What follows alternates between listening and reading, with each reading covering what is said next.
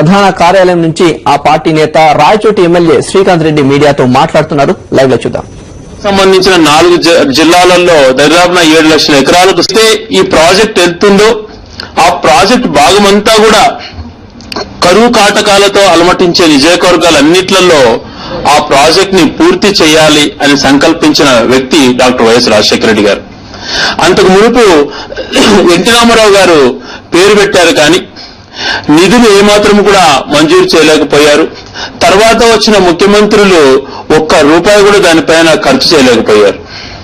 అటువంటిది doctor YS Rajasekhara Reddy గారు ముఖ్యమంత్రి అయిన తర్వాత 3,600 కోట్ల రూపాయలు ఖర్చు చేసి ఆ ప్రాజెక్ట్ ని దరిదాపున ఇక్కడ గాలేరు మన హంద్రిలో నివారించి స్టార్ట్ అయ్యి అని మల్లెల దగ్గర స్టార్ట్ అయ్యి చిత్తూరు జిల్లాలో కంప్లీట్ అయ్యేదానికి పూర్తిగా కర్నూలు జిల్లాలో కొన్ని ప్రాంతాలు అయితేనేమి అనంతపురం జిల్లాలలో తీవ్రంగా కరువు కాటకాలతో అలమటించినటువంటి ధర్మవరం, పెనుగొండ, ఉరవకొండ ఇటువంటి అన్ని నియోజకవర్గాలు తీసుకొని అదేవిధంగా కడప జిల్లాలో రాయచోటి నియోజకవర్గం నుంచి చిత్తూరు జిల్లాలో ఇప్పుడు ముఖ్యమంత్రి ప్రాధాన్యత వస్తున్నటువంటి పీలేరు, మదనపల్లి, పొంగనూరు ఇటువంటి నియోజకవర్గాల ద్వారా ఈ పూర్తిగా అంటే ఈ అన్ని నియోజకవర్గాలు కూడా ఎప్పుడు కూడా రైతులు కరువుతో విలువలాడే ప్రాంతాలంటి రైతులు వాళ్ళను ఉద్దేశం పెట్టుకొని వాళ్ళను దృష్టిలో పెట్టుకొని ఈ ప్రాజెక్ట్ ని స్టార్ట్ చేసి ఈ ప్రాజెక్టు ద్వారా త్వరగా కంప్లీట్ చేసేసి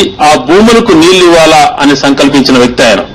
అటువంటి వ్యక్తి పేరును వీళ్ళు ప్రస్తావించకపోవటం, ముఖ్యమంత్రి గారు ఇంకిత జ్ఞానం ఉన్న వ్యక్తి,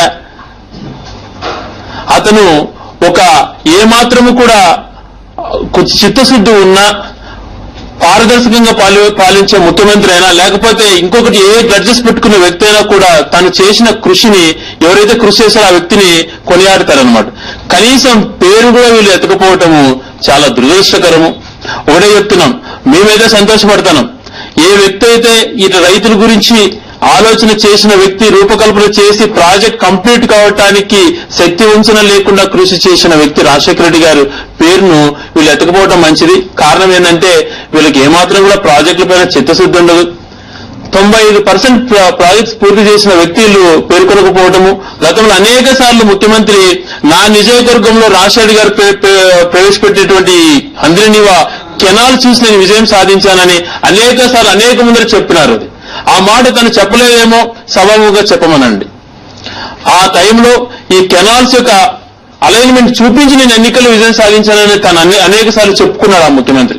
అటువంటి వ్యక్తి ప్రాజెక్టు ప్రారంభించే రోజున రాజశేఖర్ గారి పేరు చెప్పకుండా పోవడం ఎంత దురదృష్టకరమో ఒకసారి తన వ్యక్తిత్వాన్ని తనే క్వశ్చన్ చేసుకోవాలి. మేము ఎక్కడ సంతోషపడతామంటే అటువంటి మహనీయుడి పేరును వీళ్లకు ఉచ్చరించే హక్కు లేదని మేము అంటాం. ఆ వ్యక్తిని రైతుల కోసం తప్పించిన ఆ వ్యక్తిని ఎఫ్ఐఆర్ లో పెట్టి తన అవమానకర రీతిలో ఆ కుటుంబాన్ని హింసించే ఈ వ్యక్తులకు ఆ వ్యక్తి పేరు ప్రస్తావించకపోవడమే మంచిది. ఎందుకంటే ఇటువంటి వాళ్ళకి హక్కు కూడా లేదు ఆ వ్యక్తి పేరును వీళ్ళు చెప్పడానికి కూడా.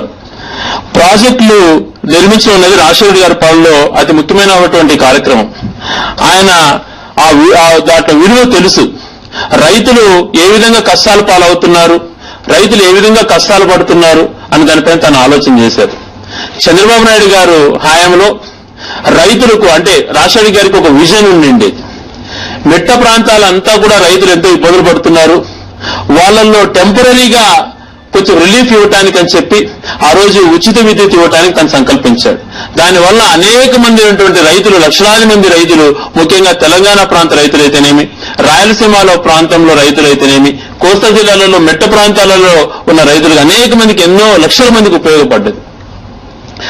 ఆ సమయాన చంద్రబాబు నాయుడు గారు పాలించే 2004 వరకు సంవత్సరాలలో తను ఉచిత విద్యుత్ ఇవ్వకుండా కరెంటు బకాయిలున్న రైతులు ఎంతో ఇబ్బందులు పడుతున్న రైతుల పైన అనేకమైనటువంటి కేసులు పెట్టి కొన్ని దేశాలలో కరెంటు బిల్లు దొంగలిస్తే మిమ్మల్ని ఉరి తీస్తారని చెప్పి అవమానపరిచి, అదేవిధంగా నాగార్జున సాగర్ నుంచి ఒక రైతు వచ్చి అయ్యా నా పంట ఎండిపోతుంది అంటే ఎండిపోయిన ఎవరు వేసుకోమన్నారు నిన్ను పంట, కరెంటు ఎండిపోయిన పంటకు నేను కరెంటు ఎందుకు ఇవ్వాలా అని సెక్రటేరియట్ లో అవమానించిన ఈ వ్యక్తి ఈ రోజు రైతుల గురించి మాట్లాడతారు. అదేవిధంగా ప్రారంభోత్సవ వేదికలలో నా జన్మ ధన్యమైపోయింది, ఈ ప్రాజెక్టులను ప్రారంభిస్తా అంటే అని చెప్పారు.